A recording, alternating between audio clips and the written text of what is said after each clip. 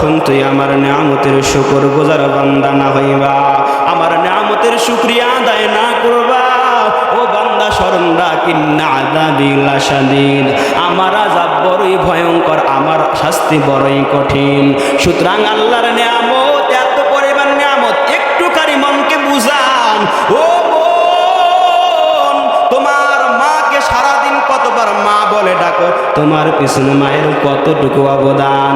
ওই পেটের মধ্যে ধারণ করছে আর দুনিয়ার জমিনে জন্ম দিয়া তোমার একটু লালন পালন করলো, তাই মায়ের প্রতি তোর এত দয়া।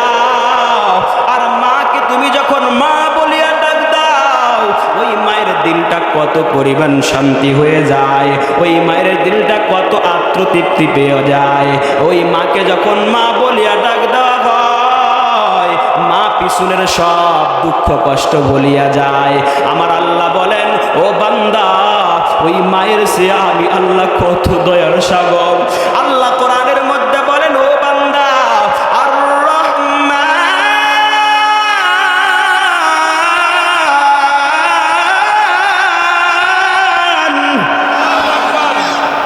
আল্লামাল কোরআন খলাকাল ইনসানা আল্লামাহুল বায়ান।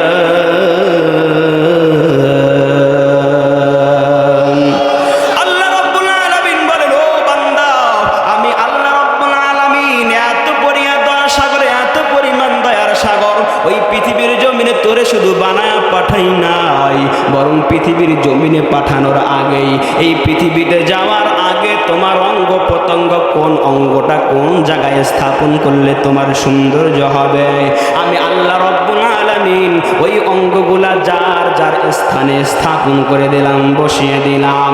আল্লাহ কোরআনুল কারীমের সূরাতুত তিনের মধ্যে সেই জিনিসটা কত সুন্দরভাবে বলেন, লাকাদ খালাকনাল ইনসানা ফি আহসানি তাকওয়ীম। আল্লাহ বলেন, বান্দা, তোরে এমনি এমনি বানাই নাই, বরং অনেক সুন্দর আকৃতি দিয়া তোরে বানাইছি। ও বান্দা, তোর মাকে যখন তুই মা বলে ডাক দিস, তোর মাটা বড় খুশি হয়ে যায়। ও বান্দা, তোরে যে এত আদর করে আমি বানাইলাম, যখন তুই আমাকে আমাকে আল্লাহ বলিয়া ডাক দিস, আমি যে কত খুশি হই। এই কথা তুই যদি বুঝতি, এই কথা যদি তুই অনুধাবন করতি, তুই সারাদিন আমার জিকির ছাড়া থাকতে পারতি না রে বান্দা।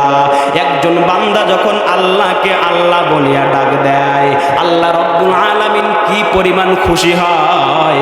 আল্লাহ রব্বুল আলামিনের পেয়ারা হাবিব বলেন, বিশাল বড় মরুভূমিতে আল্লাহর একজন বান্দা চলতে চলতে চলতে হঠাৎ করিয়া এমন বিপদের মধ্যে পড়ছে, যেই বিপদ থেকে দুনিয়ার কোনো মানুষ হেফাজত করবার মতো সুযোগ নাই, দুনিয়ার কোনো মানুষ ওই বিপদ থেকে উদ্ধার করবার সুযোগ নাই। বান্দা জানতে পারছে তার মৃত্যু নিশ্চিত, মৃত্যু ছাড়া আর কোনো উপায় নাই।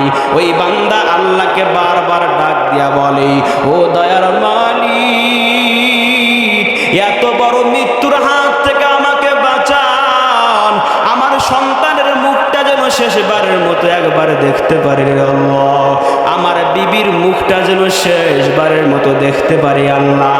এইভাবে বলে আর এই বান্দা মৃত্যুর কোলে পড়িয়া বারবার আল্লাহকে ডাকে আর কান্না করে। আল্লাহ রব্বুল আলামিন বান্দার দোয়া কবুল করিয়া মৃত্যুর হাত থেকে বাঁচিয়ে দিলেন। বান্দা কি পরিমাণের পর খুশি হয়, যদি আপনি মৃত্যুর হাত থেকে বাঁচিয়া ফেরেন, কি পরিমাণ আপনি খুশি হবেন। আল্লাহ রব্বুল আলামিন বলেন, ও বান্দা, যখন তুমি আমাকে আল্লাহ বলে একবার ডাক দিবি, ওই মৃত্যুর হাত থেকে বাঁচনেওয়ালা ব্যক্তির চেয়ে হাজার হাজার গুণ বেশি আমি আল্লাহ খুশি হই। লা ইলাহা ইল্লাল্লাহ, লা ইলাহা ইল্লাল্লাহ, লা ইলাহা ইল্লাল্লাহ। চান্সে লা ইলাহা ইল্লাল্লাহ, লা ইলাহা ইল্লাল্লাহ,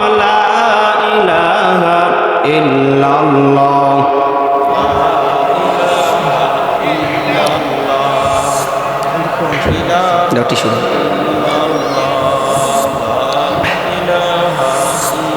লা ইলাহা।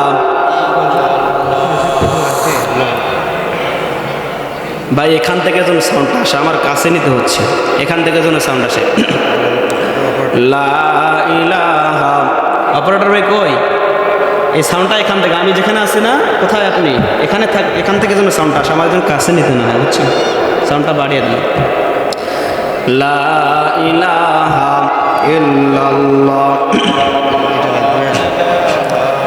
লা ইলাহা ইল্লাল্লাহু মুহাম্মাদুর রাসূলুল্লাহ সাল্লাল্লাহু আলাইহি ওয়াসাল্লাম।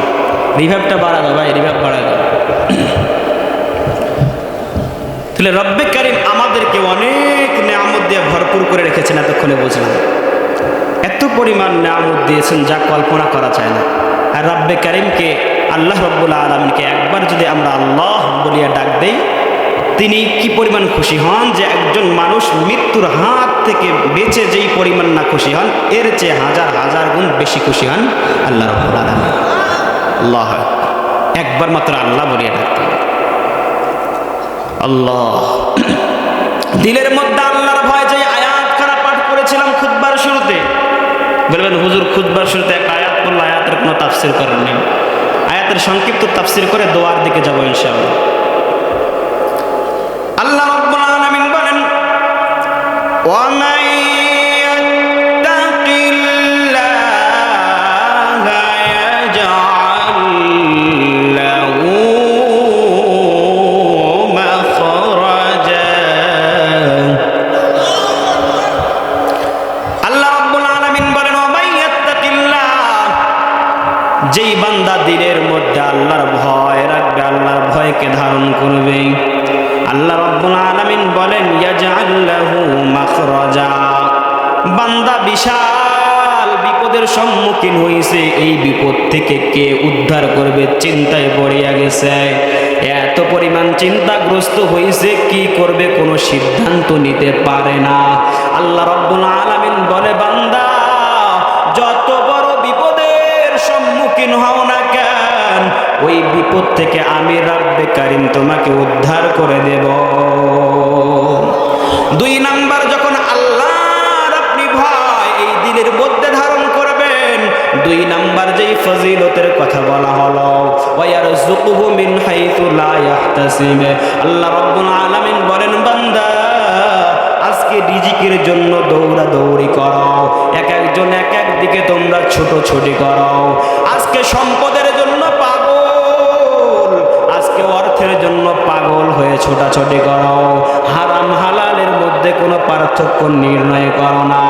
আল্লাহ রাব্বুল আলামিন বলেন, বান্দা তুমি যদি আমার ভয় দিলের মধ্যে ধারণ করো, ওয়ায়ারযুকুহু মিন হাইতু লা ইয়াহতাসিব, এমন উৎস থেকে, এমন জায়গা থেকে তোমার রিজিকের ফয়সালা আমি আল্লাহ রাব্বুল আলামিন ব্যবস্থা করে দেব, যেটা তুমি চিন্তাও করতে পারো না। এজন্য আল্লাহর ভয় দিলের মধ্যে যদি কোনো বান্দা ইয়াকিনের সাথে, বিশ্বাসের সাথে ধারণ করে, আল্লাহ রাব্বুল আলামিন বলে, বান্দা শুধুমাত্র তোমার রিজিক দেব এটা নয়, শুধুমাত্র তোমার সমস্যা থেকে সমাধান দেব এটা নয়, বরং আল্লাহ বলেন, ও বান্দা দিলের মধ্যে যদি আমি রব্বে কারীমের ভয় ধারণ করতে পারো, আল্লাহ বলেন, ওয়া মান ইয়াত্তাকিল্লাহা ইউকাফির আনহু সাইয়্যাতিহি। ও বান্দা জীবনে গুনাহ করছো, যত বড় গুনাহগার হও না কেন, তোমার জীবনের যত পাপ সব পাপগুলা ক্ষমা করে দেব। শুধু তাই নয়, আল্লাহ 4 নম্বর পুরস্কারের কথা ঘোষণা দিয়ে বলেন, ওয়ায়ুযিব লাহু আজরা। ও বান্দা যদি দিলের মধ্যে আমার ভয়কে ধারণ করতে পারো, বান্দারে 4 নম্বর যেই পুরস্কারটা দান করাবো, আশহাদু আন্না মুহাম্মাদান আবদুহু ওয়া রাসূলুহু আরসালাহু বিল হাক্কি বাশীরান ওয়া নাযীরা।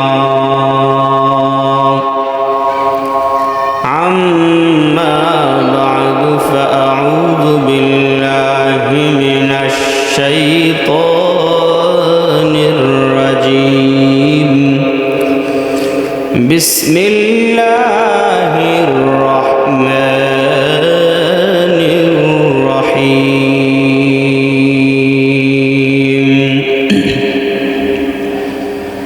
إن عدة الشهور عند الله 12 شهرا في كتاب الله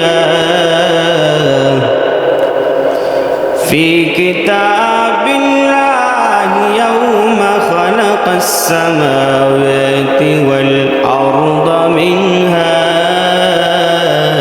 4 حرم إلى آخر الآية.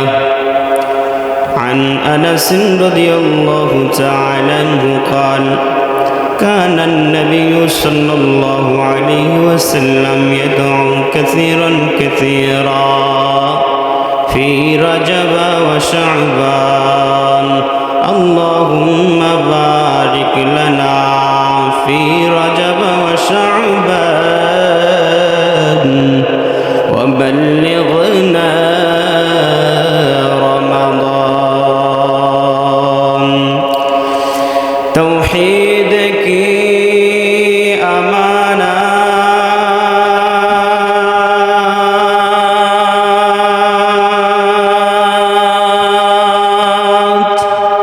এটা আরেকটু উঁচু করতে হবে ভাই, কিছু একটা নিচে দাও, না স্ট্যান্ড যদি ছোট হয়ে যায় কিছু একটা নিচে দিয়ে উঁচু করে দিলে ভালো হয়।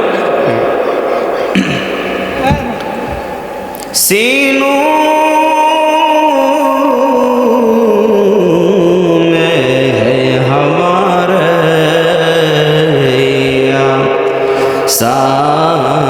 नहीं मिटाना नामो निशा हमारा बलगल उला बिकमालिही कशफत दुजा बिजमालिही हसनत जमीउ खिसालिही सल्लू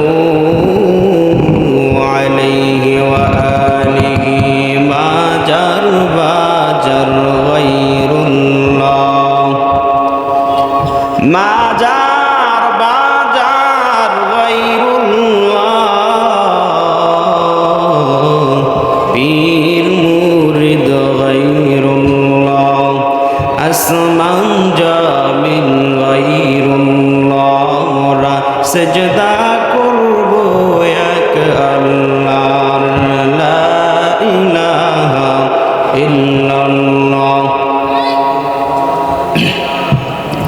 ইল্লাল্লাহ লা ইলাহা ইল্লাল্লাহ। যারা রাস্তায় দাঁড়িয়ে আছি, আমি অল্প সময় বয়ান করব যেহেতু অনেক রাত হয়ে গেছে অলরেডি, প্রধান বক্তা আরও আগে ওঠে, ঠিক আছে? যেহেতু রাত হয়েছে আমিও বেশিক্ষণ বয়ান করব না, শরীর অসুস্থ নিয়ে আসছি। আপনারা যারা দাঁড়িয়ে আছেন পিছনে, আপনাদেরকে অনুরোধ করব দোয়ার মধ্য দিয়ে আমাদের অনেক আশা, অনেক স্বপ্ন, অনেক ইচ্ছা নিয়ে আমরা ঘোরাফেরা করছি, আমাদের স্বপ্ন, আশা, ইচ্ছা, উদ্দেশ্যগুলো পূরণ হচ্ছে না। ইনশাআল্লাহ আল্লাহর কাছে দরখাস্ত করবো এই গভীর রাত্রিতে, আমি মুসাফির মানুষ, দোয়া করে দেব, ঢাকা থেকে এসেছি, আপনারা একটু কষ্ট করে রাস্তায় দাঁড়িয়ে না থেকে যদি অল্প কিছু সময়ের জন্য বসে পড়তেন, আল্লাহ রাব্বুল আলামিন অনেক খুশি হতেন। একটু কষ্ট করে ভেতরে বসে পড়ুন। লা ইলাহা ইল্লাল্লাহ লা ইলাহা ইল্লাল্লাহ লা ইলাহা ইল্লাল্লাহ লা ইলাহা লা ইলাহা ইল্লাল্লাহ।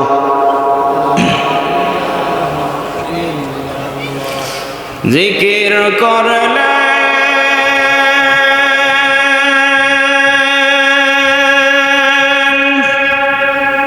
মুসা নবী তুর পাহাড় গেলেন চলি, ওই আল্লাহর নূরে পাহাড় ছাই হইল, আল্লাহর নূরে পাহাড় ছাই হইল, নবীর পশম পূর্ণ না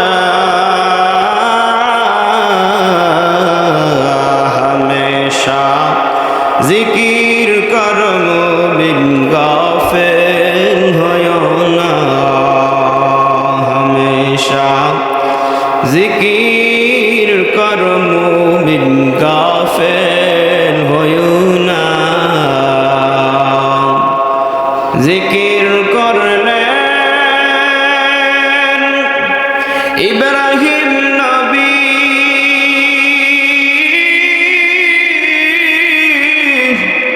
নমরুদের আগুনে পড়ি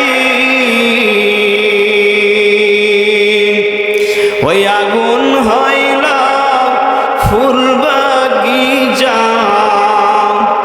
আগুন হইল ফুল বাগিচা নবীর পশম পূর্ণ না হমেশা জিকির কর মুমিন গাফিল হয়ো না আল্লাহ আল্লাহ আল্লাহ আল্লাহ আল্লাহ আল্লাহ আল্লাহ আল্লাহ আল্লাহ আল্লাহ আল্লাহ আল্লাহ আল্লাহ আল্লাহ আল্লাহ আল্লাহ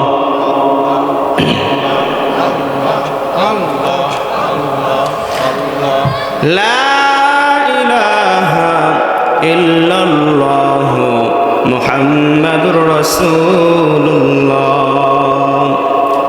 সাল্লাল্লাহু আলাইহি ওয়াসাল্লাম।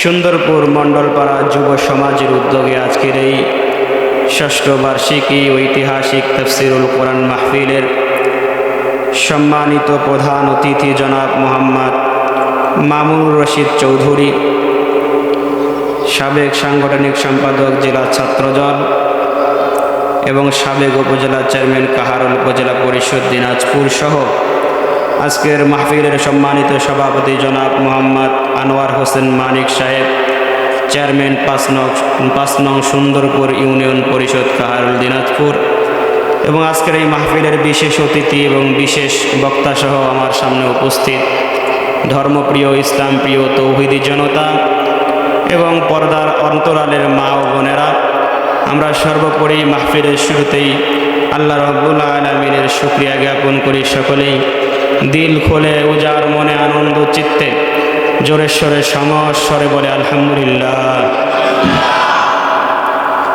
মাহফিলে আসতে পেরে আপনারা খুশি নাকি বেজার?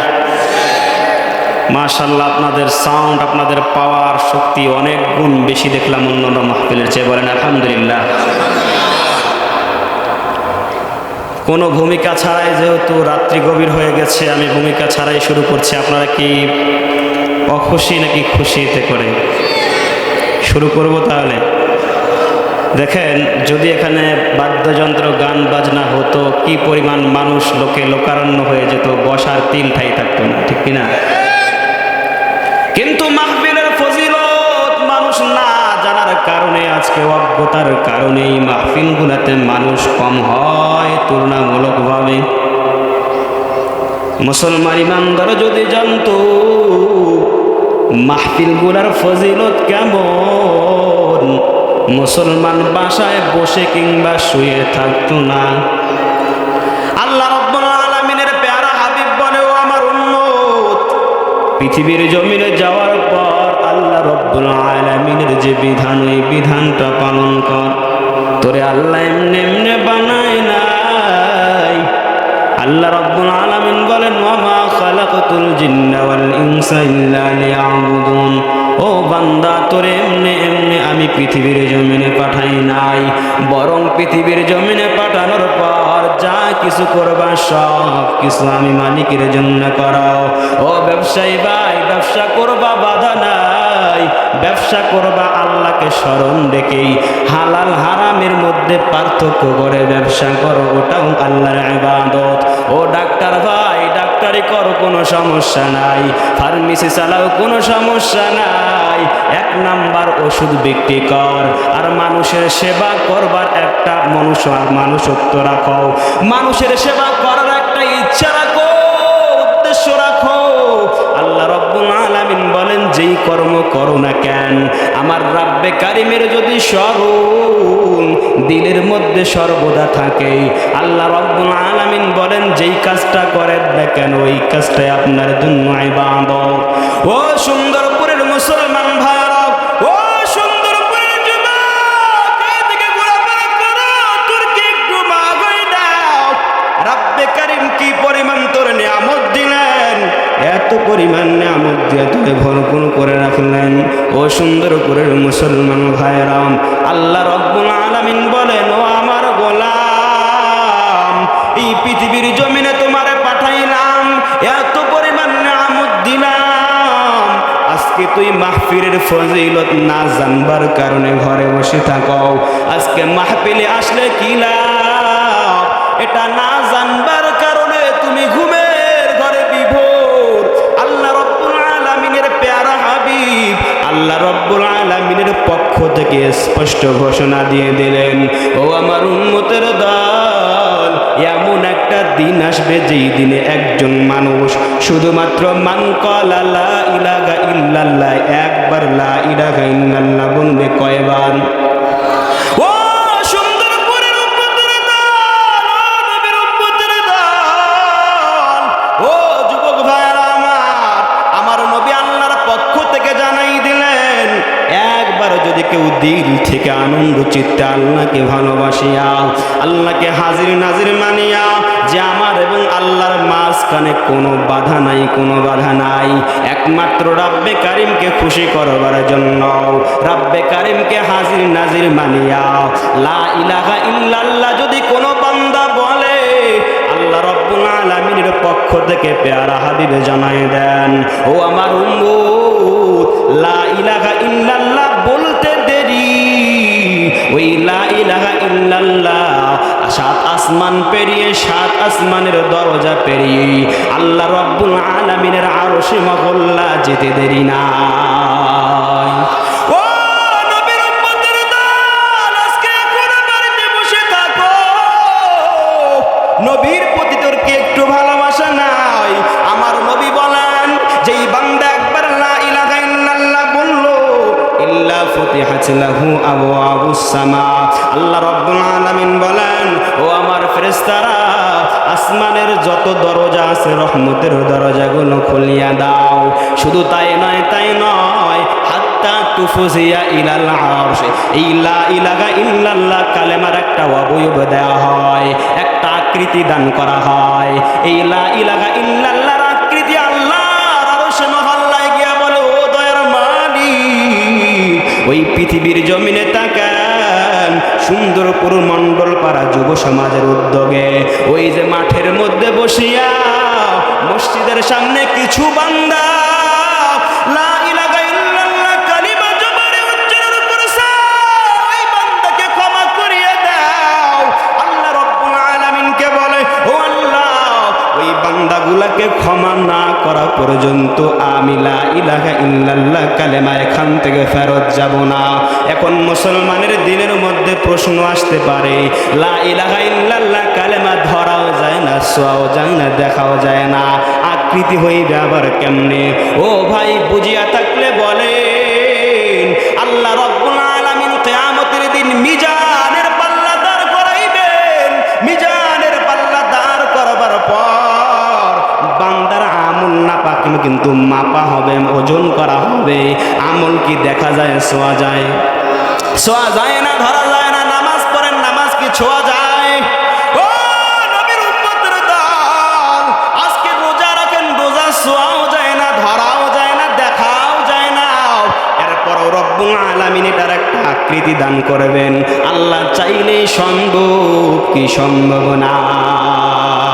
हकीकत से तो दुनिया बेखबर है, दुनिया की नुमाइश पर नजर है।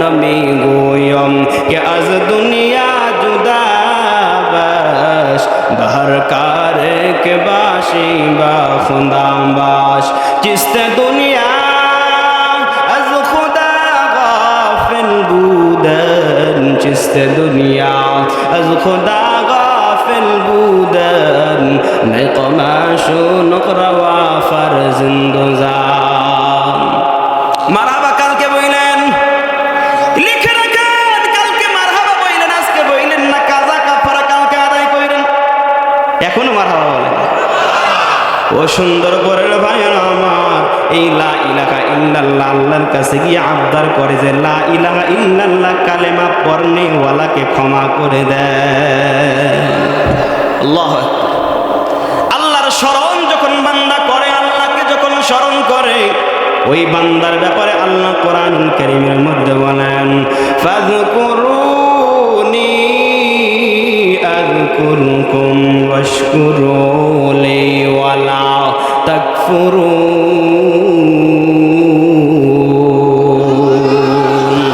हर के दारद खौफ हक़दार दिल मोदम हर के दारद खौफ हक़दार दिल मोदम जन्नतुल मावाद हदूरा मकाम दिलेर मध्य आल्लाहर शरण दिलेर मध्य आल्लाहर भय जेई बान्दा दिलेर मध्य आल्लाह रब्बुल आलामीनेर शरण राखबी आल्लाह रब्बुल आलामीन बोलेन ओ बान्दा ফাযকুরুনি তুই আমাকে স্মরণ করবি আমি রব্বে কারীম আযকুরুকুম এই আসমান জমিনের মালিক এই আসমান থেকে তোমাকে স্মরণ করব ও বান্দা তুমি যদি একাকী আমি আল্লাহ রব্বুল আলামিনকে স্মরণ করো আমি আল্লাহ তোমাকে একাকী স্মরণ করব না বরং ফেরেশতাদের সামনে তোমার প্রশংসা করি তোমার গুণগান গাই এজন্য আল্লাহ রব্বুল আলামিনের স্মরণ এই দিলের মধ্যে রাখা লাগবে কি লাগবে না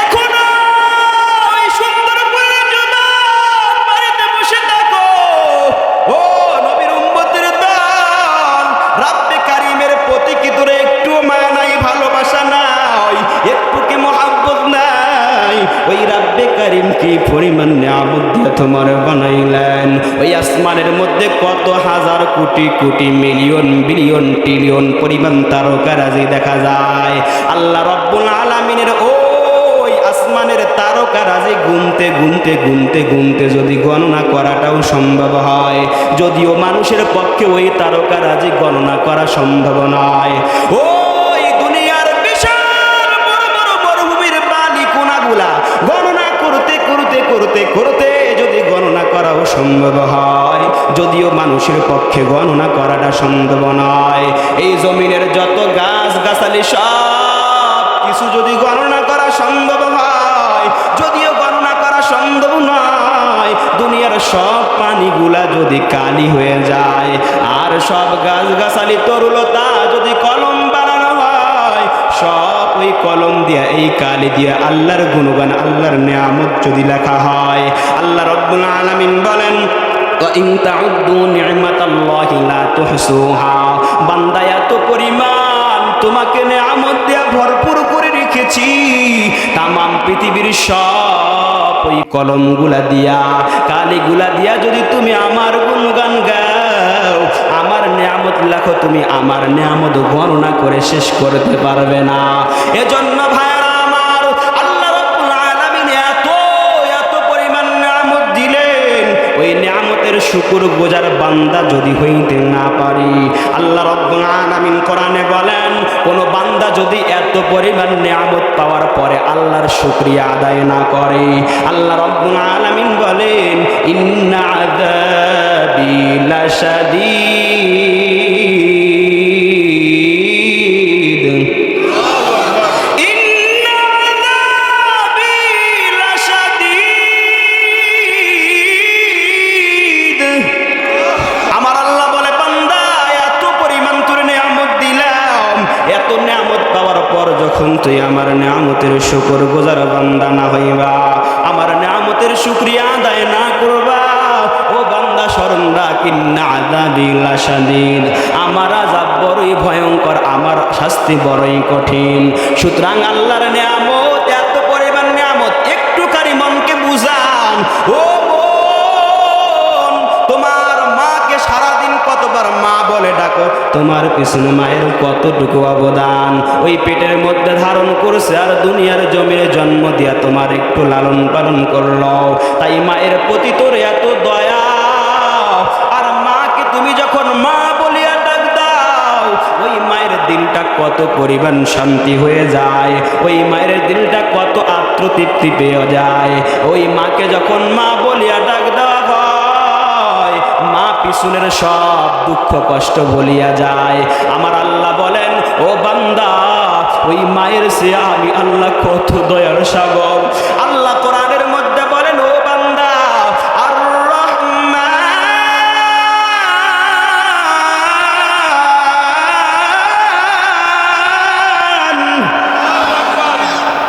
আল্লামাল কোরআন খলাকাল ইনসানা আল্লামাহুল বায়ান।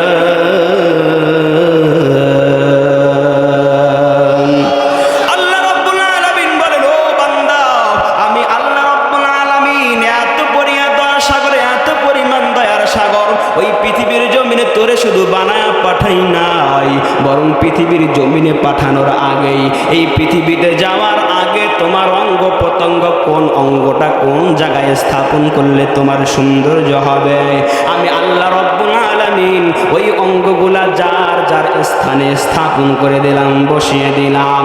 আল্লাহ কোরআনুল কারীমের সূরাতুত তিনের মধ্যে সেই জিনিসটা কত সুন্দরভাবে বলেন, লাকাদ খালাকনাল ইনসানা ফি আহসানি তাকওয়ীম। আল্লাহ বলেন, বান্দা, তোরে এমনি এমনি বানাই নাই, বরং অনেক সুন্দর আকৃতি দিয়া তোরে বানাইছি। ও বান্দা, তোর মাকে যখন তুই মা বলে ডাক দিস, তোর মাটা বড় খুশি হয়ে যায়। ও বান্দা, তোরে যে এত আদর করে আমি বানাইলাম, যখন তুই আমাকে আমাকে আল্লাহ বলিয়া ডাক দিস, আমি যে কত খুশি হই। এই কথা তুই যদি বুঝতে, এই কথা যদি তুই অনুধাবন করতি, তুই সারাদিন আমার জিকির ছাড়া থাকতে পারতি না রে বান্দা। একজন বান্দা যখন আল্লাহকে আল্লাহ বলিয়া ডাক দেয়, আল্লাহ রব্বুল আলামিন কি পরিমাণ খুশি হয়। আল্লাহ রব্বুল আলামিনের পেয়ারা হাবিব বলেন, বিশাল বড় মরুভূমিতে আল্লাহর একজন বান্দা চলতে চলতে চলতে হঠাৎ করিয়া এমন বিপদের মধ্যে পড়ছে, যেই বিপদ থেকে দুনিয়ার কোনো মানুষ হেফাজত করবার মতো সুযোগ নাই, দুনিয়ার কোনো মানুষ ওই বিপদ থেকে উদ্ধার করবার সুযোগ নাই। বান্দা জানতে পারছে তার মৃত্যু নিশ্চিত, মৃত্যু ছাড়া আর কোনো উপায় নাই। ওই বান্দা আল্লাহকে বারবার ডাক দিয়া বলে, ও দয়ার মালিক, এত বড় মৃত্যুর হাত থেকে আমাকে বাঁচান, আমার সন্তানের মুখটা যেন শেষবারের মতো একবার দেখতে পারি আল্লাহ, আমার বিবির মুখটা যেন শেষবারের মতো দেখতে পারি আল্লাহ। এইভাবে বলে আর এই বান্দা মৃত্যুর কোলে পড়িয়া বারবার আল্লাহকে ডাকে আর কান্না করে। আল্লাহ রব্বুল আলামিন বান্দার দোয়া কবুল করিয়া মৃত্যুর হাত থেকে বাঁচিয়ে দিলেন। বান্দা কি পরিমাণের পর খুশি হয়, যদি আপনি মৃত্যুর হাত থেকে বাঁচিয়া ফেরেন, কি পরিমাণ আপনি খুশি হবেন। আল্লাহ রব্বুল আলামিন বলেন, ও বান্দা, যখন তুমি আমাকে আল্লাহ বলে একবার ডাক দিবি, ওই মৃত্যুর হাত থেকে বাঁচনেওয়ালা ব্যক্তির চেয়ে হাজার হাজার গুণ বেশি আমি আল্লাহ খুশি হই। লা ইলাহা ইল্লাল্লাহ, লা ইলাহা ইল্লাল্লাহ, লা ইলাহা ইল্লাল্লাহ। চান্সে লা ইলাহা ইল্লাল্লাহ, লা ইলাহা ইল্লাল্লাহ, লা ইলাহা ইল্লাল্লাহ।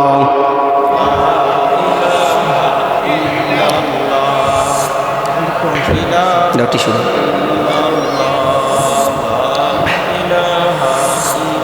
লা ইলাহা ভাই এখান থেকে যেন সাউন্ডটা আসে, আমার কাছে নিতে হচ্ছে, এখান থেকে যেন সাউন্ড আসে। লা ইলাহা।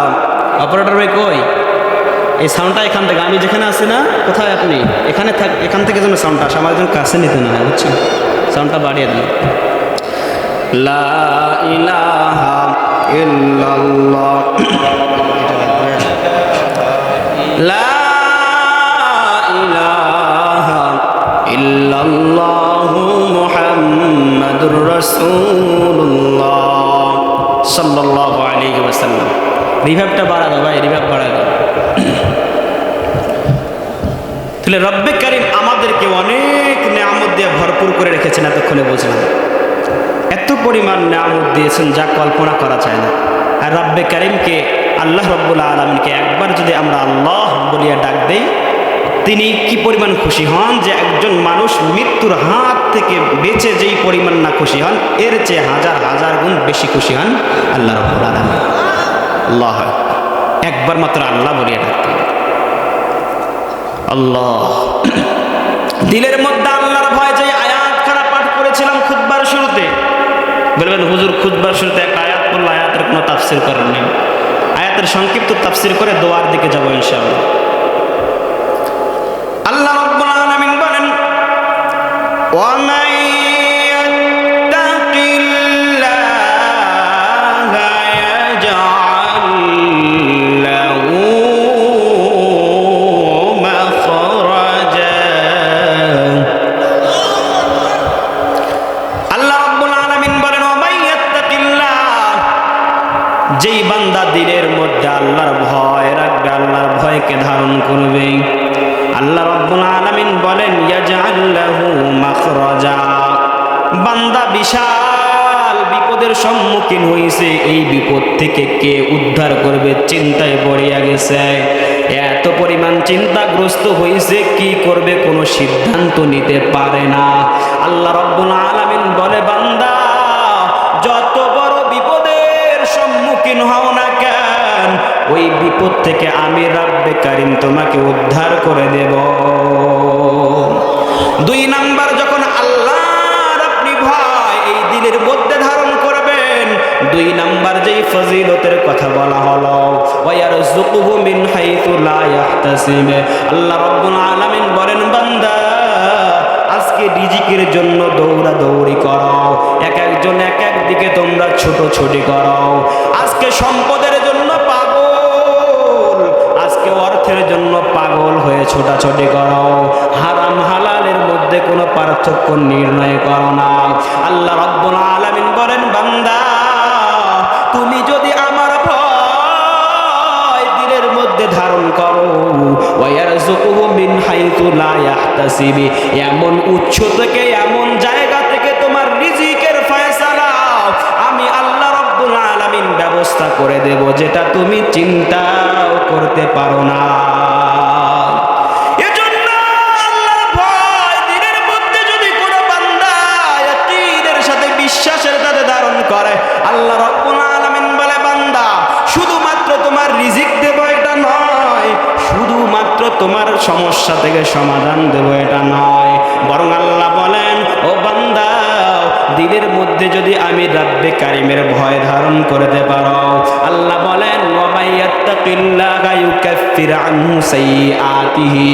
ও বান্দা জীবনে গুনাহ করছো, যত বড় গুনাহগার হও না কেন, তোমার জীবনের যত পাপ সব পাপগুলা ক্ষমা করে দেব।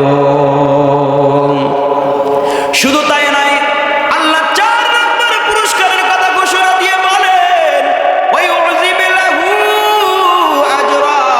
ও বান্দা যদি দিলের মধ্যে আমার ভয়কে ধারণ করতে পারো, বান্দারে 4 নম্বর যেই পুরস্কারটা দান করব, ক্ষমা করিয়া দিলাম। ওই যে ছোট ছোট ভালো আমল করছো, ওই ভালো আমলগুলাকে বাড়াইতে বাড়াইতে এত পরিমাণ বৃদ্ধি করব, ওই কিয়ামতের দিন যখন নাকি তুমি আমার সামনে দাঁড়াইবা, তোর ওই ভালো আমলগুলাকে অনেক পরিমাণে দাঁড় করাইয়া মিজানের পাল্লায় দিয়া ভালো আমলের পাল্লাটা ভারী করিয়া তোর ডান হাতে দিয়ে দেব। ও বান্দা, তখন তুমি মনে মনে ভাববা, হায় হায় হায়, এত পরিমাণ তো আমি আমল করি নাই, কেন আমার এত আমল হয়ে গেল? ও বান্দা, এই যে কোরআনের মধ্যে আমি আল্লাহ ঘোষণা দিলাম তোর আমলকে বাড়াই দেব, ওই ঘোষণার কারণে আমি রাব্বে কারিম কিয়ামতের দিন তোমার ডান হাতে আমল দিয়ে দেব, মিজানের পাল্লা ভারী করিয়া দেব। কথা বোঝা যায় কি পরিমাণ দয়ার মালিক? শুধু ক্ষমাই করবেন না, শুধুমাত্র আপনার জীবনের সমস্যা থেকে সমাধানে দেবেন না। ও বান্দা, এজন্য রাব্বে কারিমের দিলের মধ্যে ভয় যদি ধারণ করতে পারেন, যেই জায়গায় যান, যেভাবেই থাকেন না কেন, আল্লাহ রাব্বুল আলামিন সব সমস্যার সমাধান এই এক মেডিসিনে দিয়ে দিবি। একটা মাত্র মেডিসিন। আল্লাহু আকবার। আজকে আমাদের মধ্যে আল্লাহ রাব্বুল আলামিনের ভয় নাই। ছেলে সন্তান মায়ের কথা শোনে না, দেখবেন আছে না নাই? মায়ের সাথে চোখ রাঙিয়ে ছেলে সন্তান কথা বলে। মেয়ে সন্তানকে বাবা চাইলেই পর্দা করাইতে পারে না, মেয়ে সন্তানকে চাইলেই মা পর্দা করাইতে পারে না, কারণ ওই মেয়েটা মায়ের দিকে তাকায়া তাকায়া চোখ রাঙিয়ে কথা বলে।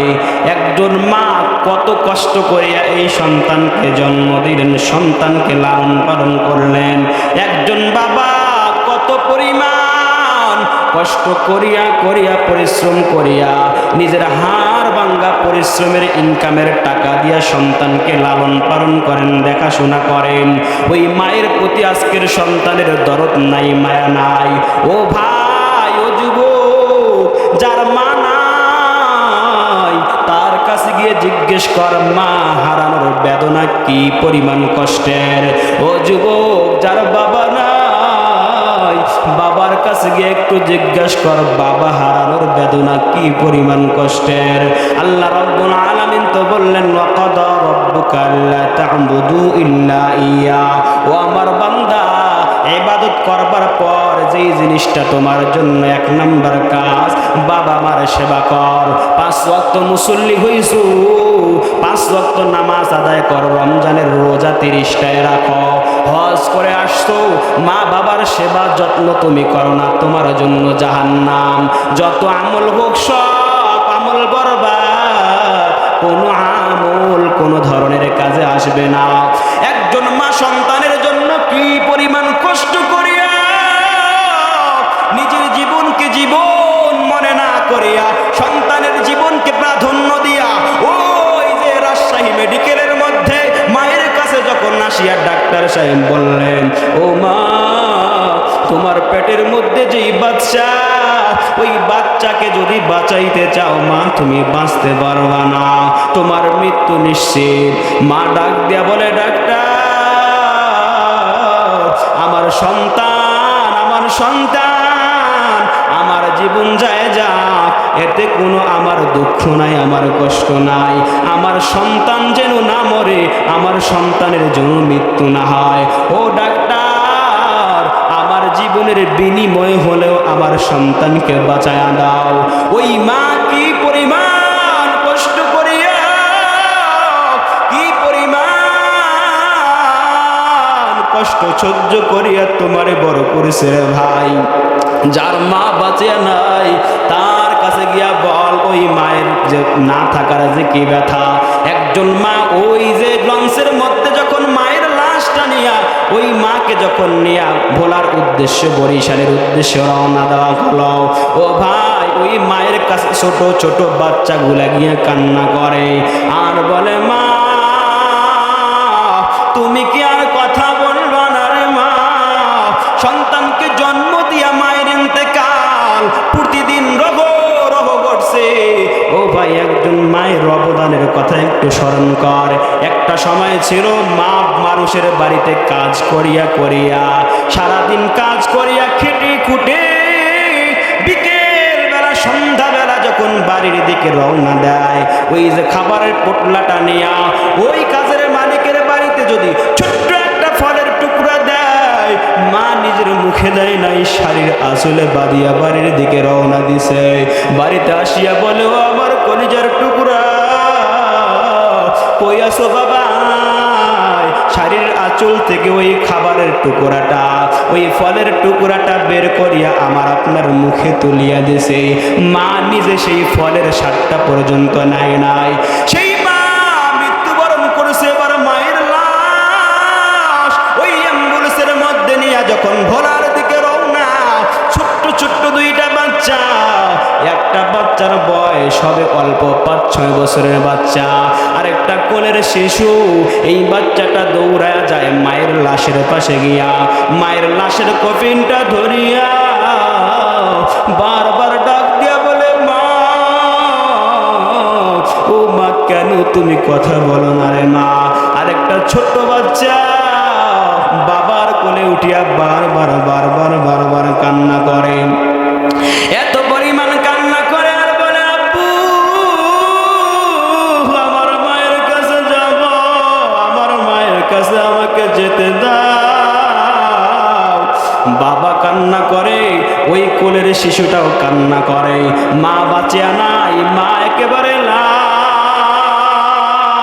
ওই মা হারানোর বেদনা কেমন আমার নবী, ওই বাবা হারানোর বেদনা আমার নবী, ওই মা হারানোর বেদনা কেমন তিনি বুঝেছেন।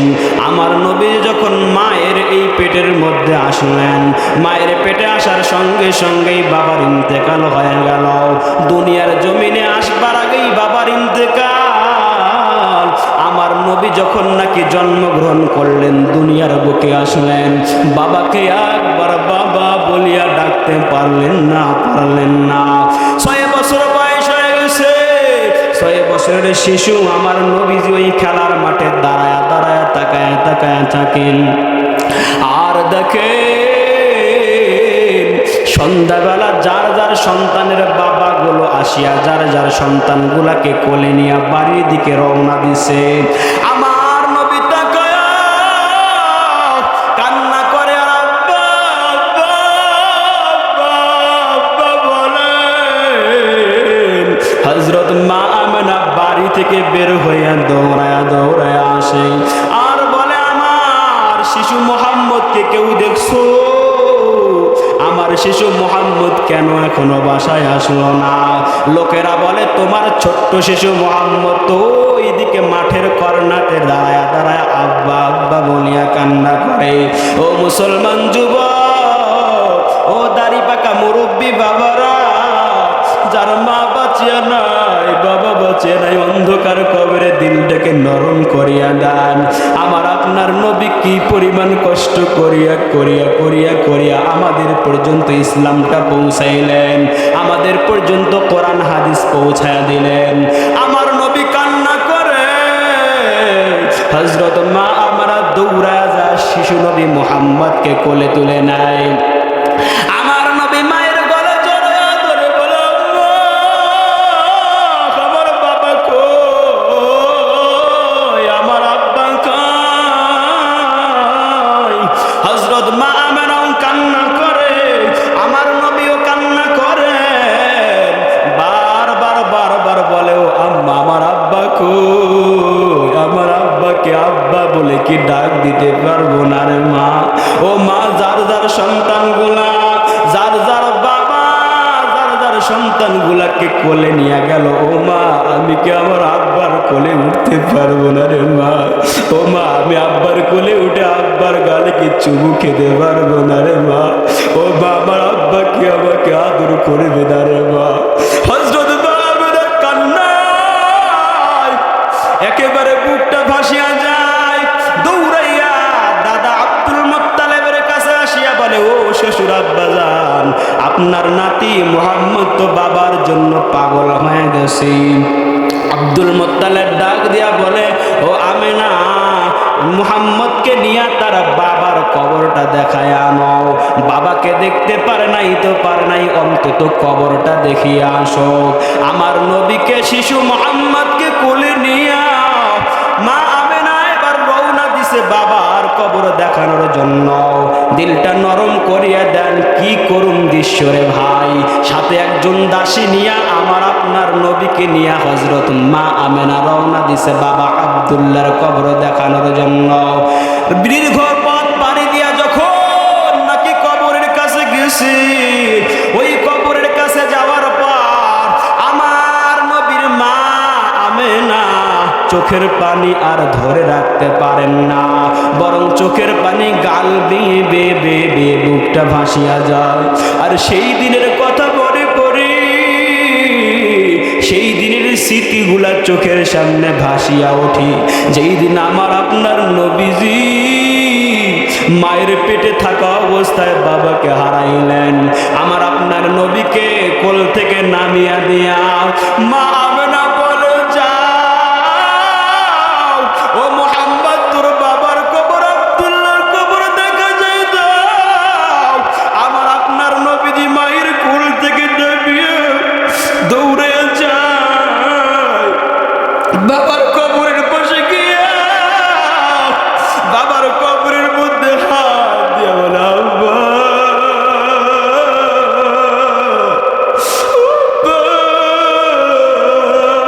জন্মের পর থেকে তোমার দেখতে পারি নাই রে আব্বা। ও আব্বা, কথা বলো না রে আব্বা।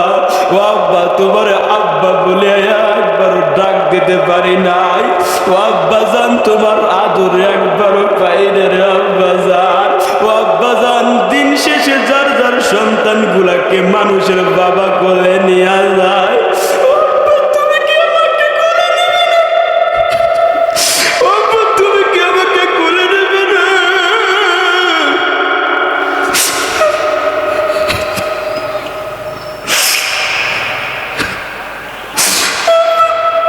ও আব্বা, একবার কথা বলো না রে আব্বা। আব্বা, আমার নাকি একবার সারা দাও না, দিলটাকে নরম করে দেন রে ভাই। আমার আপনার নবী আমার আপনার জন্য কি পরিমাণ কষ্ট করি এই পর্যন্ত ইসলাম পৌঁছাইলে।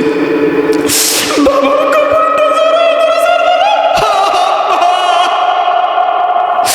আব্বা, কথা বলো না রে আব্বা। দূর থেকে মা মানে কান্না করে। আল্লাহ ডাক দিয়া বলে, জিবরাইল দৌড়ায় যা, আমার দুস্তর চোখের পানি যেন দুনিয়ার জমিনে না পড়ে। আমার দুস্তর চোখের পানি যদি দুনিয়ার জমিনে পড়ে, আমি আল্লাহ বরদাস্ত করতে পারবো না।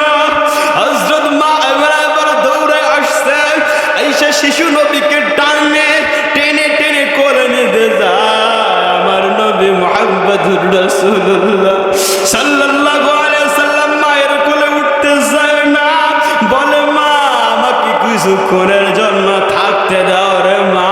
ও মা, আমার বাবাকে দেখি নাই, তুমি কি জানো না? আমার বাবার কবর দিকে তাকায় আমি তো বড় শান্তি পাই রে মা।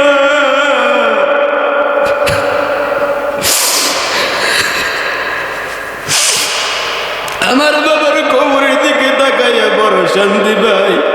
ও মা, আমারে তুমি কোলে নিও না রে মা, আর কিছুক্ষণ আমারে থাকতে দাও।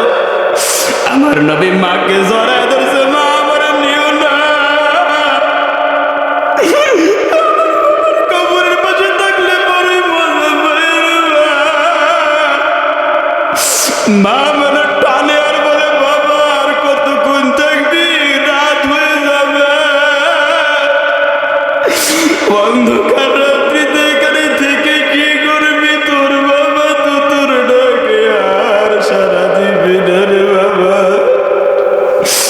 মারা শিশু নবী মুহাম্মদকে কোলে নিয়ে জোর করে বাড়ির দিকে রওনা দেয়।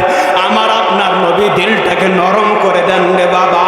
ও পর্দার আলাদের মা, ও পর্দার আলাদের মনেরা, দিলটাকে নরম করিয়া দেন।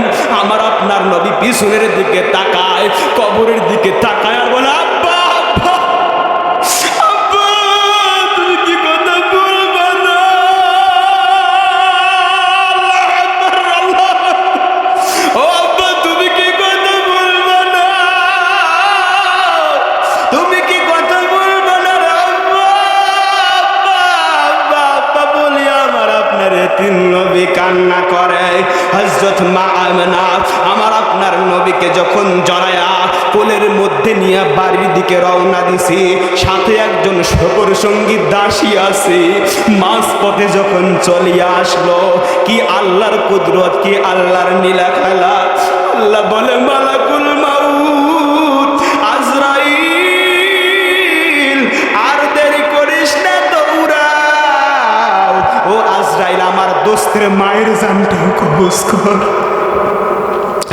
আমার দোস্তের মায়ের জানটাও কবজ কর।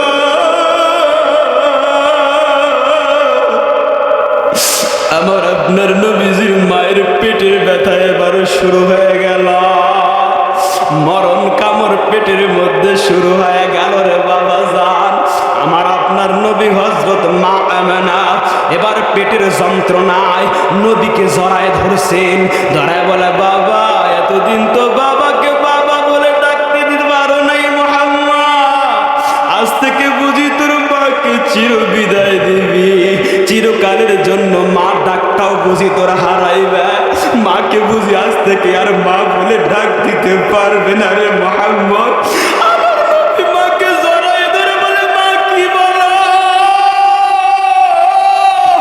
আমার নবীর মা মাটির মধ্যে পড়ে গেছে, গড়াগড়ি করে। মালাকুল মউত আজরাইল উপস্থিত হয়ে গেছেন। আজরাইল এবার আমার আপনার নবীর মাটার জান কবজ করে আমার আপনার নবী মায়ের গলাটা জড়ায় ধরছে। মার আর রূহ নাই, মার জীবন নাই, মার লাশটা পড়ে আছে জমিনের মধ্যে। আমার আপনার নবী মায়ের লাশটাকে এবারে জড়ায়া ধরে বলে, ও মা কথা বলো না রে মা, ও মা কথা বলো না কেন, ও মা সারা দাও না কেন, ও মা কথা বলো। দাসী সফর সঙ্গী দৌড়ে আসে, বলে, মুহাম্মদ তোর মা তো আর বাঁচিয়া নাই রে বাবা। এবার আমার আপনার নবী মাকে জড়ায় ধরে বলে, মা আজ থেকে কার বুকে শুয়া ঘুমাবো? ও মা আজ থেকে কাকে মা বলিয়া ডাক দেব? ও মা তুমি কি জানো না, তোমার চেহারা দেখি আমি বাবার সেই শান্তিটাও পাইতাম। বাবা ডাক হারাইলাম, আজকে মা ডাক হারাইলাম। আমার আপনার নবী কান্না করে আর চিৎকার করে। অনেক লম্বা সূরা কাহিনী রে বাবা। ওই নবীজি কত কষ্ট করিয়া আমার আপনার পর্যন্ত দিন পৌঁছাইলেন, ইসলাম পৌঁছাইলেন। ওই নবীর মায়া আজকে তোর অন্তরে নাই রে বাবা, ওই নবীর ইশক তোর অন্তরে নাই। ওই নবীজি কেমন নবীজি, কিয়ামতের দিন যখন নাকি মানুষগুলা দৌড়াইবি, ইয়া নাফসি ইয়া নাফসি ইয়া নাফসি বলবে, এমনকি অন্যান্য নবী রাসূলগণ ইয়া নাফসি বলবে, আর সবাই দৌড়াইবে, কেউ কাউকে চিনবে না। আল্লাহ রাব্বুল আলামিন কোরআনুল কারীমের মধ্যে বলেন, ইয়াউমা লা ইয়ানফাউ মালু ওয়ালা বানুন, আপন কলিজার টুকরা সন্তানটাও বাবাকে চিনবে না, কলিজার টুকরা সন্তানটা মাকে চিনবে না। মায়ের একটা নেকির অভাব, মা দৌড়াইবে, আদরের কলিজার টুকরা সন্তানের সাথে সাক্ষাৎ হয়ে যাবে, আর বলবে, আমার আদরের কলিজার টুকরা, একটা মাত্র নেকির অভাবের বাবা আমি জাহান্নামী হয়ে যাচ্ছি, একটা মাত্র নেকির প্রয়োজন, একটা নেকি দাও না রে বাবা। সন্তান কলিজার টুকরা মাকে ডাক দিয়া বলবে, মা বলে দুনিয়ার বুকে তো আমার কেউ ছিল না। মার পরিচয় দিবে না, সন্তান বাবার পরিচয় দিবে না, বাবা সন্তানের পরিচয় দিবে না। ওই সূর্যটা মাথার যখন কাছে চলে আসবে, মাথার কুড়িটা ফটফট করে ভাঙ্গিয়ে যাইবে, চৌচির হয়ে যাইবে, আর ওই মগজগুলা গলিয়া গলিয়া শরীর বায়া বায়া পড়বে, মানুষগুলা ছুটাছুটি করবে। আমার আপনার নবীজি ইয়া নাফসি বলবে না, বরং আমার আপনার নবী শুধু ইয়া উম্মতি, আমার উম্মতের কি হবে, আমার উম্মতের কি হবে, একবার আপনার নবী দৌড়াইবেন, একবার জাহান্নামের কিনারাও দৌড়াইবেন, কোনো উম্মত যেন জাহান্নামে না যায়। আমার আপনার ওই নবীজি এখনো ওই মদিনার বুকে শুয়া শুয়া উম্মতের জন্য কান্না করে। এই জন্য ভাইরা আমার, ওই নবীর ইশক নিয়া, ওই নবীর মোহাব্বত নিয়া নবীর জন্য নিজের জীবনটা উৎসর্গ করে দেই, 5 ওয়াক্ত নামাজি হয়ে যায়। আর কয়দিন আমরা বাঁচব? এই তো 40-50 বছরের জিন্দেগি। এরপরে তো মালাকুল মউত আজরাইল হাজির হয়ে যাইবে, আর বাঁচার কোনো সুযোগ থাকবে না। আপনার বাবা বাঁচিয়া নাই, আপনার নানা বাঁচিয়া নাই, আপনার মা বাঁচিয়া নাই, আপনিও একদিন থাকবেন না। আজকে এই বাড়ির দিকে তাকা, মানুষকে দেখা দেখা বাড়ির দিকে এরকম আঙ্গুল দিয়া বলে এই বাড়ি আমার, জমির দিকে তাকা তাকা মানুষকে বলো এই জমি আমার। তোমার বাবাও একদিন বলেছিল এই জমি আমার, এই বাড়ি আমার, এই গাড়ি আমার। তোমার বাবা আজকে বাঁচিয়া নাই, তুমিও একদিন বাঁচিয়ে থাকতে পারবে না রে বাবা। ওই কবরে যাওয়ার আগে কবরের প্রস্তুতি নাও। কিছুক্ষণের জন্য সকলে চক্ষু দুইটা বন্ধ করিয়া নে। বড়রা বলেন মুতু ক্বাবলা আন তামুতু, মরার আগে মরার ভান ধর, মরার আগে মরার ভান ধর। এখন মনে করেন হঠাৎ করে আপনার চক্ষু দুইটা আপনি বন্ধ করলেন। চক্ষু দুইটা বন্ধ করবার পর ডান পাশে কে, বাম পাশে কে, পিছনে কে, সামনে কে, কে বক্তা সাহেব, কে সভাপতি, কে প্রধান অতিথি, কাউকেও দেখা যায় না। কিছুক্ষণ পর হয়তো চাইলে চক্ষু দুইটা খুলতে পারবেন, এই অন্ধকার কাটিয়ে আলো দেখতে পারবেন। কিন্তু এমন একটা দিন আসবে যেই দিন চিরতরে চক্ষু দুইটা বন্ধ হয়ে যাইবে, আর দুনিয়ার আলো বাতাস দেখবার কোনো ক্ষমতা থাকবে না। হঠাৎ করে অন্ধকার রাত্রিতে আপনার লাশটা আপনার ঘরে পড়িয়া থাকবে, আপনার জানটা কবজ হয়ে যাবে, আপনার রূহটা বের হয়ে গেল। যখন নাকি ফজরের আজান হয়ে গেল, সকাল হয়ে গেল, কেউ আপনার ঘরে প্রবেশ করবার জন্য আসলো, এসে দরজার মধ্যে আঘাত করে আর ডাকে আব্বা আব্বা, আজকে কি ফজরে নামাজ পড়বা না রে আব্বা? আব্বা আর তো সাড়া দেয় না। আম্মা আম্মা বলিয়া সন্তান কান্না করে ডাক দিবে, আম্মা সাড়া দেয় না। সন্তান এবার চিৎকার করিয়া বলবে কে কোথায় আছো? দৌড়ায় আসা আমার বাবা বুঝিয়ার দুনিয়ার জমিনে নাই। আপনার দরজাটা ভাঙ্গিয়া ভেতরে ঢুকিয়া দেখবি আপনার লাশটা একেবারে ওই বিছানার মধ্যে টান টান হয়ে পড়ে আছে। আপনার লাশটাকে বের করা হবে, আপনার শরীর থেকে জামা কাপড় সব খুলিয়া ফেলা হবে। শুধু তাই নয়, কিছু মানুষ দৌড়াইয়া বাজারের দিকে রওনা দিবে, ওই বাজার থেকে মার্কেট থেকে সাদা কাফনের কাপড় কিনবার জন্য।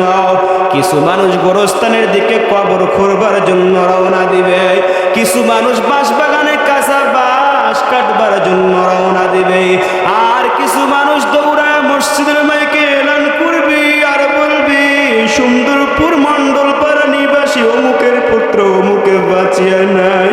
ও ভাই, তুমি তোমার জন্য এটা মনে করো, এই মুহূর্তে মনে করো তোমার লাশটা বাড়ির আঙ্গিনার মধ্যে শুয়ে রাখা হয়েছে। কিছু মানুষ ওই গরম পানি করবে বড়ই পাতা দিয়া, আপনার শরীর থেকে জামা কাপড় সব টানিয়ে টানিয়ে খুলিয়া ফেলা হইবে। ও পর্দার আড়ালে মা ও বোনেরা, তুমি একটু কল্পনা করো, মনকে বোঝাও মন, তোমার শরীর থেকে এই মুহূর্তে সব কাপড়গুলো খুলিয়ে ফেলা হচ্ছে, তোমার লাশটাকে শেষ বিদায়ের গোসল দেওয়া হচ্ছে। শেষ বিদায়ের মতো গোসল দিয়া আতর গোলাপ লাগায়া 3টা কাপড়ের টুকরা কাপড় চকলেটের মধ্যে পেঁচায়া যখন খাটের মধ্যে উঠানো হলো, ওই কাঁধের মধ্যে নিয়ে যখন গোরস্থানের দিকে রওনা দেয়, আপনি হয়তো সেই দিন চিৎকার দিয়ে বলবেন বাবা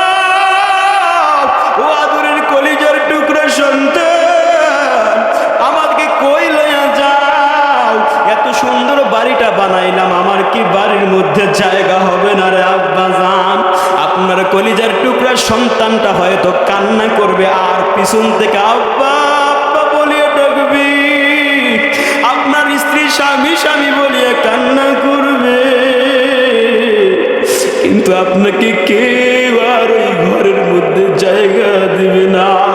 গোরস্থানের মধ্যে নিয়ে কবরের পাশে নিয়ে ওই কবরের মধ্যে দুইজন নামিয়া আপনার লাশটাকে যখন নামাইবে, আপনি মনে মনে হয়তো ভাববেন যে দুইজন নামছে ওই দুইজন আপনার কবরের সঙ্গী সাথী হয়ে যাইবে, কিন্তু আপনার লাশটা রাখার পরে ওই দুইজন যখন লাফ দিয়ে উঠবে রে বাবা, আপনি ওই দিন চিৎকার করবেন, এ আমাকে রেখে কোথায় যাও? যে যার যার মতো যখন মাটি দেওয়া শুরু করবে, ওই দিনের আলোর মধ্যেও আপনার কবরটা ঘুটঘুটে অন্ধকার হয়ে যাইবে। এরপরে যখন রাত হয়ে যাইবে, যে যার যার মতো বাড়িতে চলে আসবে, আপনার আদরের কলিজার টুকরা সন্তানটা কিছুক্ষণের জন্য হয়তো আব্বা আব্বা বলিয়া আপনার কবরের পাশে কান্না করবে, কিন্তু যখন রাত্রি গভীর হয়ে যাইবে, আপনার সন্তানের আপনার কবরের পাশে কান্না করবে না। আপনার সন্তানও বাড়িতে চলে আসিয়া তার ঘরের মধ্যে বাতি জ্বালাইবে, তার ঘরের মধ্যে আলো জ্বালাইবে, কিন্তু আপনার কবরে আলো জ্বালানোর মতো কেউ সেই দিন যাইবে না। ওরে বাবা, ওই মৃত্যুর কথা স্মরণ করি, ওই মৃত্যু হয়ে গেলে আপন সন্তানও যেহেতু আপন আর থাকবে না, সম্পদও যেহেতু নিয়ে যাইতে পারবো না, খালি হাতে যেহেতু ওই কবরে যাইতে হবে। এই শীতের রাত্রে শুধু জমিনের মধ্যে বসিয়া আমাদের কষ্ট হয়ে যায় রে বাবা জানেরা। আপনি চিন্তা করেন, যার বাবা বাঁচিয়া নাই, মা বাঁচিয়া নাই, শুধু সাদা তিনটা কাপড় নিয়ে ওই অন্ধকার কবরে শুয়ে আছে, এই শীতের মধ্যে কত পরিমাণ তাদের কষ্ট হচ্ছে। ও বাবা, আপনার বাবা তো বাঁচিয়া থাকতে আপনাকে বলেছিল, বাবা খালি পায়ে জমিনের মধ্যে পাড়া দিস না, তোর সর্দি কাশি হবে। ওই বাবা হয়তো আপনার বাঁচিয়া নাই।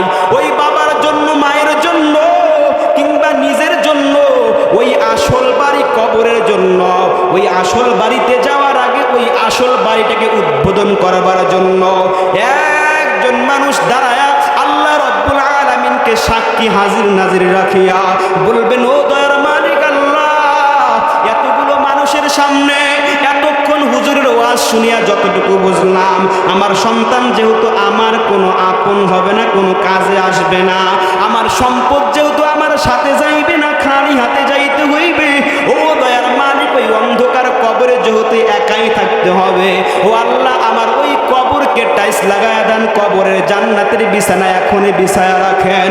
একজন মানুষ দাঁড়ায়া আল্লাহর ঘরে আপনি দান করবেন আর আল্লাহকে সাক্ষী রাখিয়া বলবেন, আল্লাহ আপনার ঘরে দান করার বদৌলতে আমার আসল বাড়ি, আসল ঘর, ওই কবরের উদ্বোধন করিয়া দেন। একজন মানুষ দাঁড়ায় মাত্র 10,000 টাকা ঘোষণা দেন, আসেননি? একজন মানুষ দোয়া করায় দেব, আল্লাহ লক্ষ লক্ষ টাকার মালিক বানায় দেবেন ইনশাআল্লাহ। কারণ কি, আল্লাহ বলেন এই মধ্যরাত্রিতে আল্লাহ দুনিয়ার আসমানে চলিয়া আসিয়া বলে, ও বান্দা বল কার কোন আশা, কার কোন চাওয়া, সব চাওয়া পাওয়া আমি আল্লাহ পূরণ করে দেব। এজন্য একজন ঘোষণা দেন, আল্লাহ 10 লক্ষ টাকার মালিক বানায় দিবে, আপনার আসল ঘরের নির্মাণ কাজ শুরু করিয়া দিবেন। একজন মানুষ দ্বারা 10,000 টাকা সাহস করে ঘোষণা করেন, যেহেতু আপনার টাকা পয়সা যাবে না, খালি হাতে যাবেন, আপনার সন্তান আপনার টাকা পয়সা জায়গা জমি নিয়ে ঝগড়াঝাটি শুরু করবে, আপনি কবরের মধ্যে অসহায় কাঙ্গালের মধ্যে তাকায়া তাকায়া থাকবেন, কোনো কিছুই কাজে আসবে না। একজন মানুষ আসেননি, একটু দাঁড়ান, কষ্ট করে দাঁড়ায় ঘোষণা দেন 10,000 টাকা। একজন মানুষ, আল্লাহ ও দয়ার মালিক আল্লাহ, একজন মানুষকে তৈরি করে দেন, দুনিয়ার বাস্তবতা বুঝে ওই আসল বাড়ি, আসল ঘর কবরের জন্য 10,000 টাকা দিবে, আল্লাহ একজন মানুষ তৈরি করিয়া দেন। এর বিনিময়ে আমার ভাইকে সালাম তাবারাকতা ইয়া যাল জালালি ওয়াল ইকরাম। রব্বানা যালামনা আনফুসানা ওয়া ইন লাম তাগফির লানা ওয়া তারহামনা লানাকুনান্না মিনাল খাসিরিন। ও দয়ার মালিক আল্লাহ, তাকায় দেখো আমরা গভীর রাত্রিতে কিছু কতিপয় গুনাহগার, নাফরমান, অবাধ্য বান্দা, গুনার বোঝা মাথায় নিয়ে আল্লাহ তোমার দরবারে দুখানা করে হাত পেতে দিয়েছি আল্লাহ। জীবনের জানা অজানা সব ধরনের গুনাহ খাতা ক্ষমা করে দাও। ও দয়ার মালিক আল্লাহ, গুনাহ করতে করতে আমাদের জবান না পাক, আমাদের দিল না পাক, আমাদের হাত না পাক, আমাদের পা না পাক, এত পরিমাণ গুনাহ করেছি, তোমার দরবারে হাজিরা দিতে বড়ই ভয় হয় আল্লাহ। ও দয়ার মালিক আল্লাহ, আমাদের জীবনের সব গুনাহ খাতা ক্ষমা করে মাসুম বানায় নাও। এ জীবনে না করিলাম বন্দেগি, এ জীবনে না করিলাম বন্দেগি, গুনাহ করে কাটাইলাম জিন্দেগি, গুনাহ করে কাটাইলাম জিন্দেগি। তওবা করে, তওবা করে আবার তওবা ভাঙ্গিলাম, তওবা করে আবার তওবা ভাঙ্গিলাম, অবশেষে খাঁটি তওবা করিলাম, অবশেষে খাঁটি তওবা করিলাম। আদর করিয়া মানুষ আল্লাহ বানায়া, আদর করিয়া মানুষ আল্লাহ বানায়া, কেমনে দিবা জাহান্নামে ফেলিয়া, কেমনে দিবা জাহান্নামে ফেলিয়া। তুমি যদি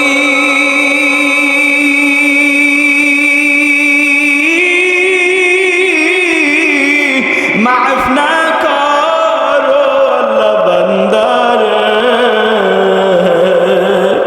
তুমি যদি মাফ না করো আল্লাহ বান্দারে, বলো বান্দা তুমি ছাড়া যাবে কার কাছে। ও দয়ার মালিক, তাকায় দেখেন এই সুন্দর পুরমণ্ডল পাড়ার মুসলমান এই গভীর রাত্রিতে তোমার দরবারে হাজিরা দিয়াও, এই শীতের রাত্রিতে এখনো তারা বাড়িতে যায় নাই, যায় নাই। ও আল্লাহ, তুমি তো নিজেই ঘোষণা দিছো যে মধ্যরাত্রিতে বান্দার দোয়া কবুল করো। আল্লাহ, জানি না কোন বান্দার অন্তরে কোন ব্যথা, কোন বান্দার অন্তরে কোন আশা, কোন বান্দা কোন আকাঙ্ক্ষা ইচ্ছা স্বপ্ন নিয়ে তোমার দরবারে হাজিরা দেয়। ও আল্লাহ, যার যার স্বপ্নগুলো পূরণ করায় দাও। আল্লাহ, তোমার ঘরে যারা দান করছে যার যার নিয়তগুলা পুরা করায় দাও। ও দয়ার মালিক আল্লাহ, এখান থেকে বাড়িতে ফিরিয়া কেউ দেখবে মা নাই, আবার কেউ দেখবে ওই কলিজার টুকরা বাপ্পাজান নাই। আব্বাজান যেই ঘরে শুয়ে থাকতো ওই ঘরটা পড়িয়া আছে রে আল্লাহ, ওই আব্বাজানের চেহারা বাড়িতে যায় আর দেখতে পারবে না। আমার দেলোয়ার ভাইয়ের আব্বা নাই আল্লাহ, আমার দেলোয়ার ভাইয়ের মতো কতজনের যে আব্বা নাই। আরেক ভাই আমার আম্মার জন্য দোয়া চাইছে, তার আম্মা জান বাঁচিয়া নাই।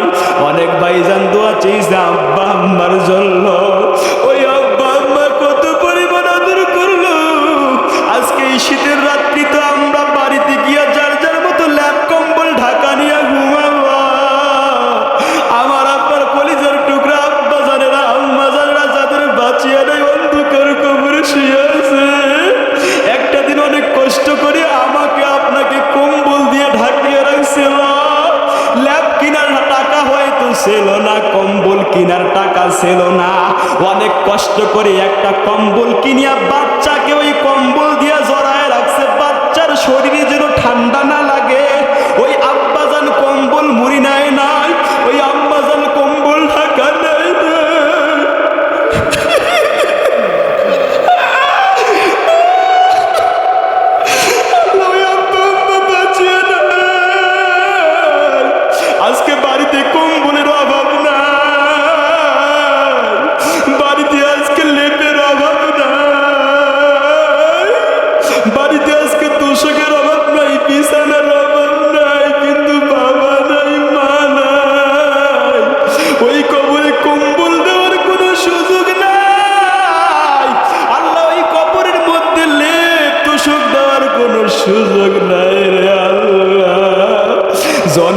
যখনই মায়ের এতিম সন্তানরা কান্না করে বলে আল্লাহ, ও আল্লাহ তাকায় দেখেন এতিম সন্তানরা তোমার আল্লাহ বলে আল্লাহ কারো নানা নাই, কারো নানি নাই, কারো দাদা দাদি নাই।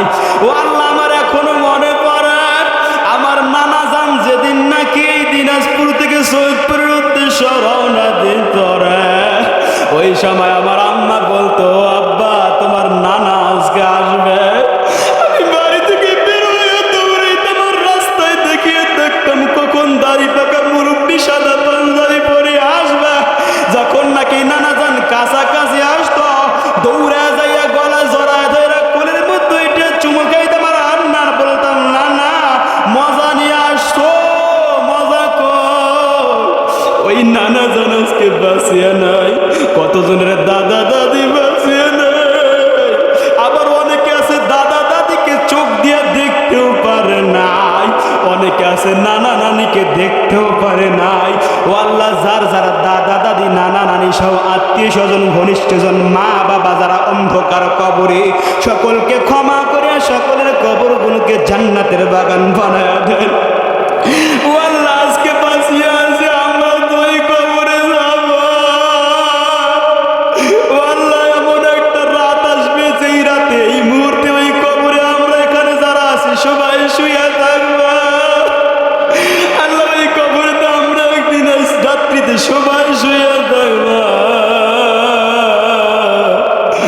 আমাদের সন্তানগুলা হয়তো এরকম মাহফিলে বসিয়া বসিয়া কান্না করবে, আমরা অসহায়ের মতো সেই দিন পরে থাকবো।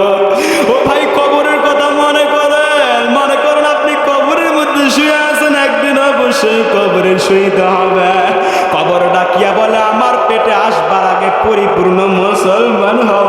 কবর কয় আমি মাটির ঘর, আমি অন্ধকার, আমার পেটে আসবার আগে প্রকৃত মুসলমান হও। যদি জাহান্নামী হয়ে যাও রে ভাই, ওই কবরে রাখার সাথে সাথে দুই পাশের মাটির চাপে হাড়গুলো মটমট করে ভাঙিয়ে যাইবা। ওই কবরের মধ্যে আগুন জ্বালায় দেওয়া হইবে, একটা বিষাক্ত সাপ নিয়োজিত করে দেওয়া হইবে।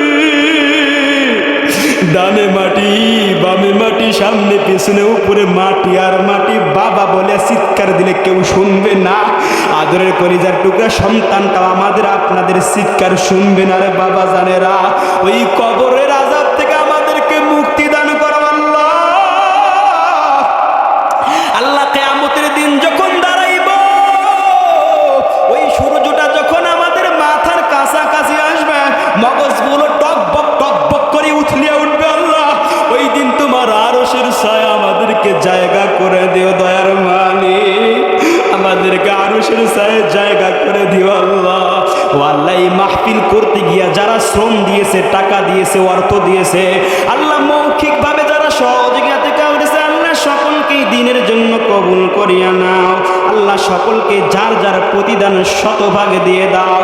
বিশেষ করে আমার যুবক ভাইয়েরা, আল্লাহ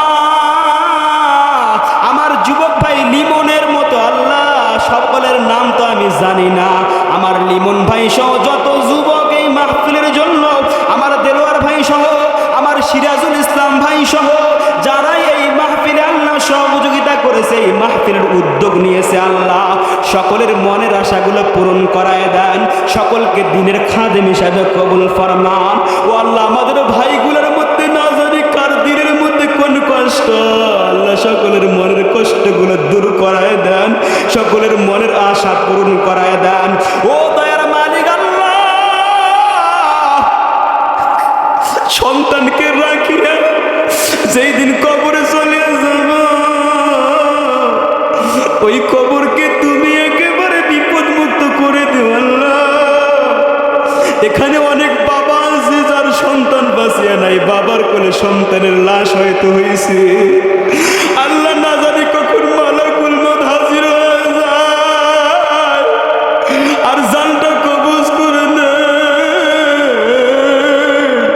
ওই মালাকুল মউত আজরাইল আসবার আগে আল্লাহ সাচ্চা মুসলমান বানায় নাও আল্লাহ। আমাদের দোয়াকে কবুল ফরমাও। আল্লাহ যে যেই নিয়তে তোমার কাছে আবেদন করেছে, দরখাস্ত করেছে, আল্লাহ সকলের নিয়তকে, দরখাস্ত, আবেদনগুলোকে মঞ্জুর করায় নাও। ও ভাইরা, আল্লাহকে একবার আল্লাহ বলে ডাক দাও, আল্লাহ। আল্লাহ দেখো, আল্লাহ আল্লাহ মাকে মা বলে ডাক দিলে নাকি মা পিছনের সব অপরাধ, সন্তানের অপরাধগুলো ভুলে গিয়ে সন্তানকে কোলে জড়ায় নেয়, বুকে জড়ায় নেয়। আল্লাহ